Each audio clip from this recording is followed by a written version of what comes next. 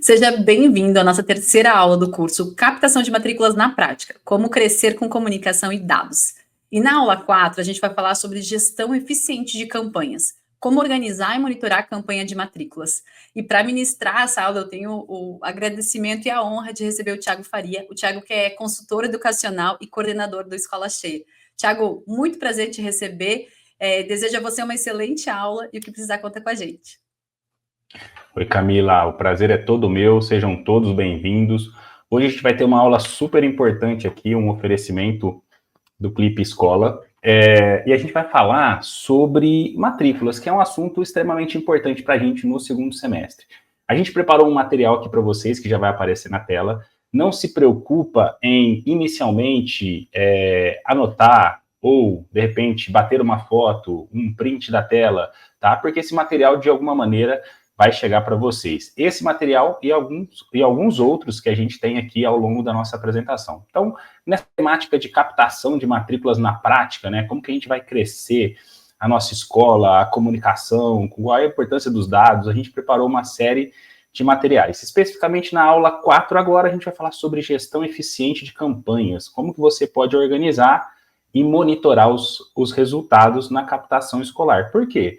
Porque a gente sabe que mesmo que a gente tenha um planejamento estruturado, mesmo que a gente consiga organizar os dados para que a gente possa estruturar esse planejamento, a gente sabe que a gente tem muito tempo de campanha de matrículas. Para as escolas que se organizam, né, de agosto até fevereiro, a gente está falando em 30, 35 semanas, ou seja, mais de meio ano que a gente permanece em construção da base do próximo ano. Então, é importante que a gente, além de montar o nosso planejamento e começar a nossa campanha, que a gente tenha condições de estar minimamente organizado para gerir esses dados. Por quê?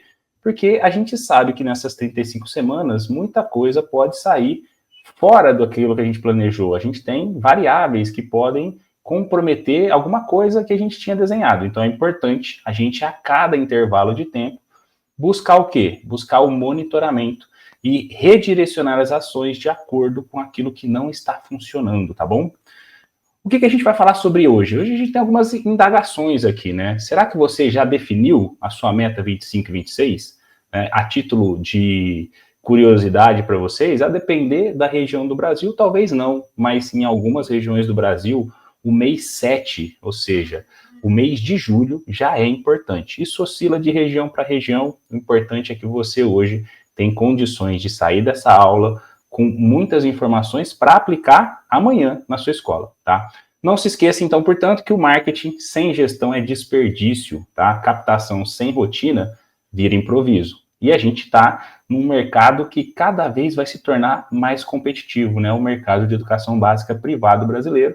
Então, se a gente quer passar por esses intervalos, né, de constituição da nossa base com mais tranquilidade, a gente não pode mais fazer gestão das nossas escolas sem criticar aquilo que nos trouxe até aqui, sem criticar e sem implementar inovações no nosso processo, ok?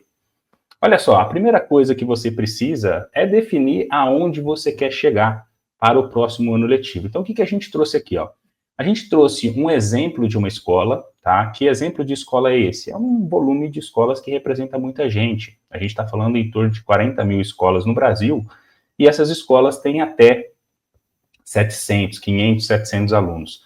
Até 700 a gente está sendo bem generoso. A parcela de escolas que tem de 501 a 700 alunos é menos de 6% do total de escolas.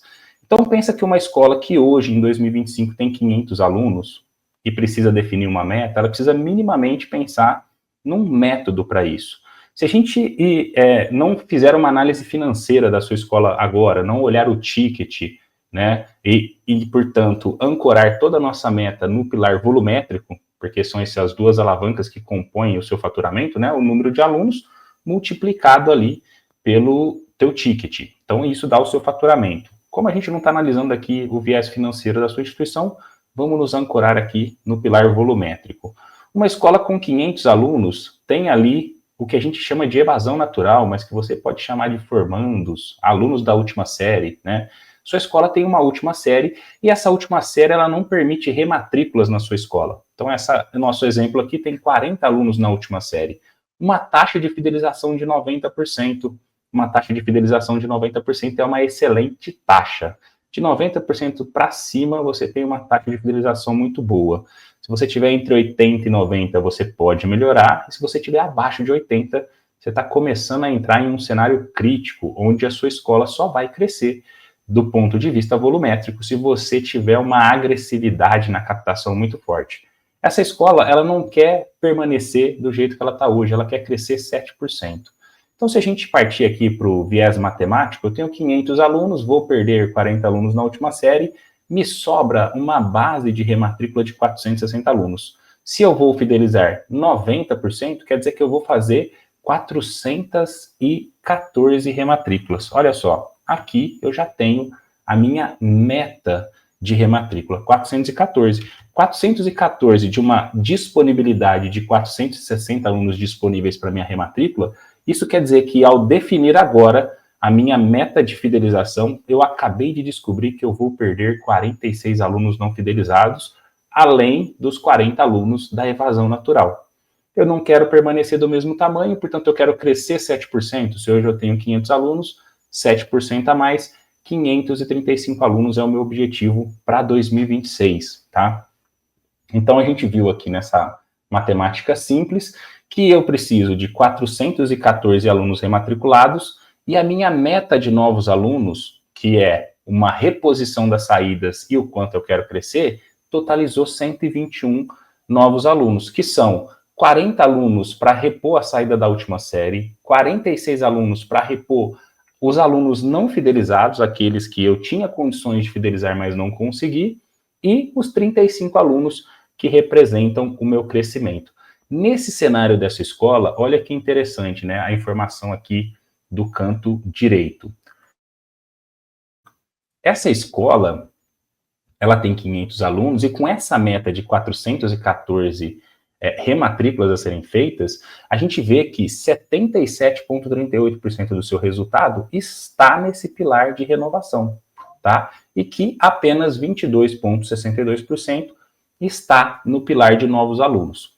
Isso é importante? Sim, isso é importante para que você possa direcionar e pôr peso nas ações, tá? A gente sabe que a rematrícula, você provavelmente formaliza esse processo agora, ou libera a formalização desse processo agora no segundo semestre, mas já tem, desde o começo do ano, uma satisfação, uma experiência sendo vivida pela família, que vai refletir no seu resultado aqui. Se você fez uma pesquisa de satisfação no primeiro semestre, talvez já tenha entendido quais famílias estão insatisfeitas e pode, de repente, trabalhar essas insatisfações para que você tenha no segundo semestre o nosso cenário ideal, que é o maior número possível de pais satisfeitos e adimplentes. Só que uma escola não pode só falar em fidelização. Por quê? Porque, como a gente tem que repor saídas, os alunos novos cumprem esse papel. Se eu falar só em fidelização todo ano, o que vai acontecer é que a minha escola corre um risco muito grande de diminuir ano a ano do ponto de vista volumétrico, ok? Então vamos para frente. Quando a gente define o nosso objetivo, as coisas ficam mais simples. Só que essa é a fotografia que eu quero em fevereiro do ano que vem, em fevereiro de 26. Eu tenho que traçar o caminho até lá, tá? Olha só, uma primeira coisa que é importante a gente olhar quando a gente define as metas é a gente fazer um levantamento de turmas e vagas. A gente tem um volume de turmas dispostas hoje, que é a informação aqui da esquerda, e eu preciso projetar os meus alunos para o próximo ano, já aplicando a taxa de fidelização, e aqui, neste momento, talvez eu já tenha que tomar algumas decisões. Quais foram as decisões desse mantenedor? Ele fez a opção de manter 2 turmas do Maternal 1, ele já tinha 2 turmas nesse ano letivo de 25, é uma série de entrada na educação infantil, ele vai manter para 2026. Ele tomou uma decisão de abrir a segunda turma do Maternal 2. Por quê? Porque ele já está recebendo 2 turmas do Maternal 1 para o Maternal 2. Então, ele já tinha uma, vai abrir uma segunda, tá? Ele vai manter 2 turmas no Jardim 2, uma decisão simples, porque ele já tem 2 turmas do Jardim 1 este ano, então ele vai manter 2 turmas para o Jardim 2. E ele vai abrir a segunda turma do primeiro ano. Por quê? Porque ele está recebendo 2 Jardim 2 para o Fundamental 1. Então ele vai tomar essa decisão. Isso é muito importante, tá? Ao definir sua meta, a gente precisa ver se comporta dentro das turmas que a gente tem. Então essa é uma dica para você aí, após a definição da meta, avaliar a projeção das turmas e vagas. Mas isso não é só importante para você ver se vão caber os alunos dentro das turmas. Isso é importante porque você vai perceber que a meta de 121 novos alunos, ela tem possibilidades distintas, né? Olha só, se a gente pensar em disponibilidade, a coluna azul aqui é a projeção das minhas rematrículas, que totalizam os 414 alunos, e aí a gente tem o quê? A gente tem a nossa disponibilidade dentro de cada segmento. Então, dos 121 alunos, eu tenho 60 cadeiras disponíveis para a educação infantil. Então, eu tenho 49% de disponibilidade para os alunos da educação infantil, ok? Então, se eu tenho mais chance na educação infantil, o que a gente vai fazer é que a gente pode pôr peso maior na nossa campanha, né? Já que eu tenho uma probabilidade de cadeiras disponíveis maior do que, por exemplo, no Fundamental 2, que só tem 17,35% das disponibilidades de cadeira, né? Eu tenho 21 cadeiras ali para os alunos, de um total de 121, que é a minha meta, ok? Então, eu tenho uma possibilidade menor. Então, ao definir as suas turmas e vagas, você também consegue dimensionar o peso que você pode ou não dar para as ações de cada um dos segmentos. E isso ajuda o seu time de marketing na demanda, gerar demandas para você de acordo com as possibilidades maiores que você tem de instalar essas pessoas, esses alunos novos na sua escola. Uma outra coisa que é importante é que na campanha a gente precisa entender que existem boas práticas, não necessariamente que a gente ainda consegue aplicar na nossa escola, mas eu trouxe alguns dados aqui para vocês, porque a gente vai falar de algumas coisas na sequência, no desdobramento dessa meta, que esses insights, esses pilares vão impactar. Então, estou trazendo aqui para vocês uma pesquisa do MIT, onde a gente teve ali 3 anos de dados, 15 mil registros de pessoas interessadas em comprar algum tipo de produto e serviço e mais de 100 mil tentativas de empresas tentando fazer contato com essas pessoas. O foco dessa pesquisa era obter as melhores práticas de como as empresas devem responder aos seus interessados. Nesse primeiro pilar aqui, a gente vê que existem melhores dias para você fazer contato. Olha que interessante. Se a gente reparar, alguns dias da semana, ao tentar falar com essas pessoas nesses dias da semana, o meu desempenho é melhor. Isso quer dizer que na segunda-feira eu não tenho que fazer tentativa nenhuma com quem está interessado na minha escola? Não. Eu vou fazer o quê? Eu posso redimensionar o trabalho do meu time. Na segunda-feira, eu começo o meu dia, por exemplo, organizando a minha agenda, né? Revisitando alguns itens de quem pode ter me mandado mensagem ou respondido no final de semana, ok? E aí eu priorizo as ações ativas com maior escala, ao invés de atividades administrativas, nos dias que existem maior proporções para a gente falar com essas pessoas. Mas não é só dias melhores, existem melhores horários. Olha que interessante, o começo da manhã e o final da tarde é melhor para a gente tentar falar com as pessoas. Eu sou mais efetivo. Se a gente está falando de um mercado cada vez mais competitivo, entender esses indicadores e me posicionar desta maneira me ajuda neste cenário. Quer dizer que eu não vou tentar falar com as pessoas, né, das 9, 10 horas da manhã até as 3 horas da tarde? Eu posso tentar, mas eu vou ter uma predisposição a ser respondido menor, tá? Então eu consigo organizar o time em relação a isso. Olha o terceiro pilar que interessante. Tempo de resposta é importante. Se você reparar ali num dos pilares, a gente está falando em minutos. Quanto mais rápido eu respondo às pessoas, mais elas se mantêm engajadas, né? Aí alguém pode me falar, mas eu não consigo responder as famílias que me procuram em 5 minutos. Você não consegue hoje, porque talvez você não tenha nenhum processo automatizado, né? Quando o pai manda um formulário no seu site, não chega automaticamente um e-mail para ele, como em vários outros meios que ele convive. Talvez quando ele te manda uma mensagem no WhatsApp, você ainda depende de alguém do seu time responder. E como naquele momento não tinha ninguém dedicado ao WhatsApp, ao aplicativo de mensagem, você não consegue responder em tempo real. E aí você vai perdendo esse engajamento.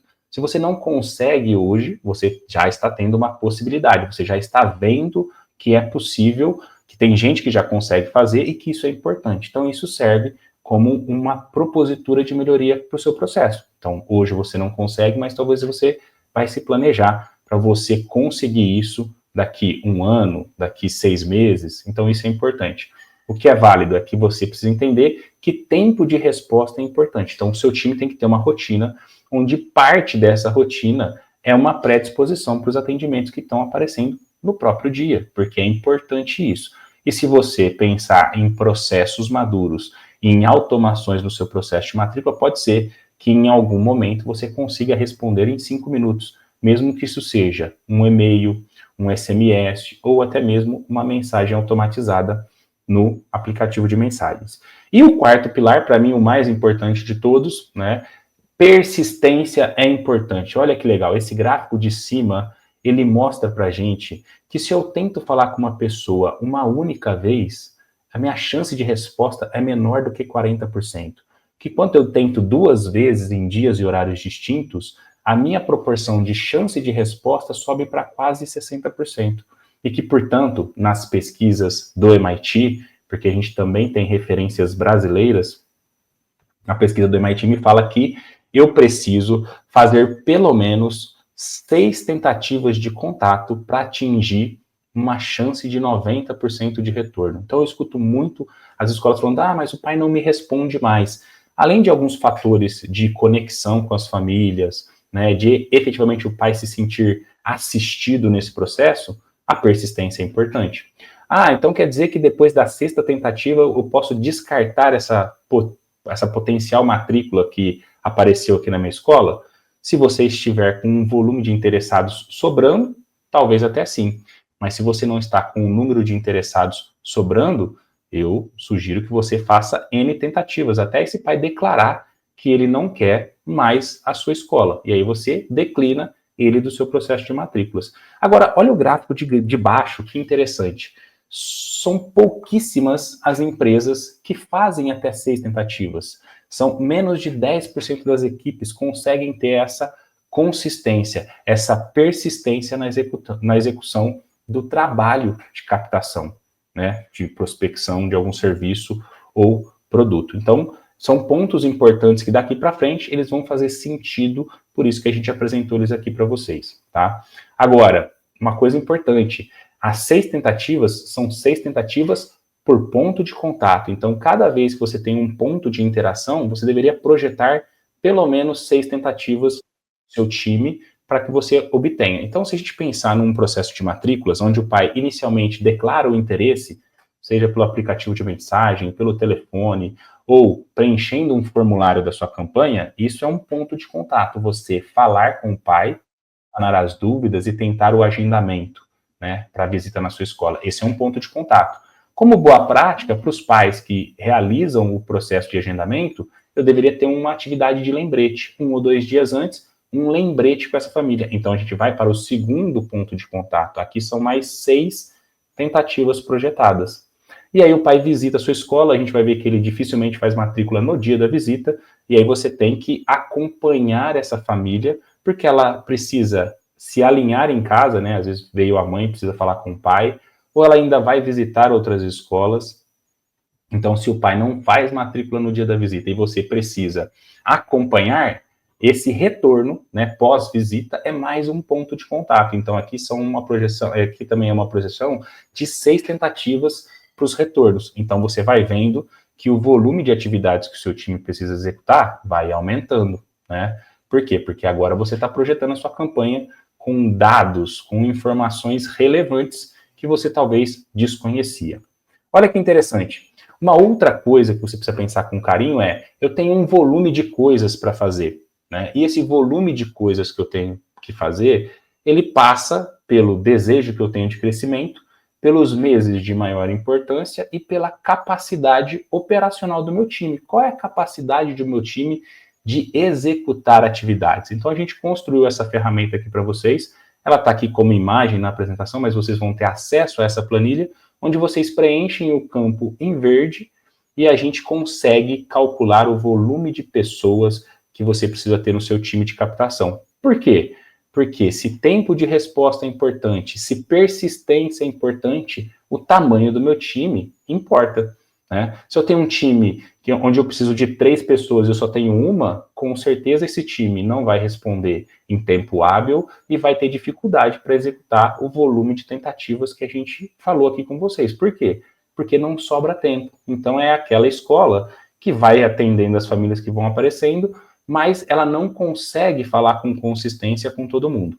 Nessa planilhinha aqui, você vai preencher ali o número de horas de trabalho, a média de dias nos meses, né, os dias úteis, quantos meses de campanha, o tempo que demora em minutos uma visita na sua escola, tá? Por quê? Porque parte do teu time atende o pai quando ele está aí na escola, então é importante saber quanto tempo ele demora. E o número de interações por dia que uma pessoa do seu time consegue fazer, além de colocar a meta. A meta que a gente definiu aqui era de 121 novas matrículas, a gente viu ali que se constitui um funil, que para eu ter 121 novos alunos eu vou precisar de 303 visitas, para ter 303 visitas, 465 agendamentos, e para ter 465 agendamentos, 621 interessados, eu preciso falar em toda a minha campanha. Fazendo as projeções de tentativas aqui para vocês, a gente conseguiu calcular o volume de horas gastas e no final o volume de pessoas. Uma coisa importante, você está vendo que o título desse slide chama segregar o time. Por que chama segregar o time? Porque a gente tem um mito das multitarefas. A gente acha que a gente consegue ser multitarefa e hoje a gente tem vários estudos que demonstram que não, que quanto mais eu oscilo entre as atividades, menor é a minha produtividade e mais tempo eu demoro para entrar numa imersão produtiva. Então, se você não consegue segregar o seu time, aqui na proposta a gente está falando em você, neste exemplo, ter uma pessoa para fazer as atividades pré-vendas. O que seria o pré-venda? Seria o pré-visita na sua escola. É a pessoa que faz o primeiro nível de atendimento e manda informações para a família, faz o agendamento, reagenda os pais que faltam, executa o lembrete, e 2 pessoas para você atender no dia da visita e depois fazer o follow-up, o retorno depois da visita para finalizar as dúvidas e as negociações. Então aqui a gente está falando de 3 pessoas e a gente está falando de segregar o time. Por quê? Porque aí eu tenho pessoas focadas. Enquanto tem gente tentando agendar, reagendar e lembrar as visitas na minha escola, tem gente recepcionando os pais aqui, fazendo os atendimentos e finalizando o processo de matrículas. Tá? O segregar o time é importante, mas às vezes você é uma escola menor que 500 alunos e aí você não consegue ter alguém específico para fazer isso dentro da sua escola. Se isso acontecer, é extremamente importante que você pense na rotina do seu time. Por quê? Porque aí você separa os espaços do dia com as atividades que o seu time precisa executar. E aí ele foca naquilo e evita de ter dispersão por troca de atividades. Em algum momento a gente vai falar sobre isso. Então, olha só que interessante, deixamos aqui uma ferramenta para você calcular o volume de pessoas que precisa estar no seu time. Porque senão você não vai ter braço para executar o volume de coisas que precisam ser feitas, você não vai responder no momento correto, e aí a performance da sua campanha vai piorar num mercado que está ficando mais competitivo. Vamos lá? Olha só que legal.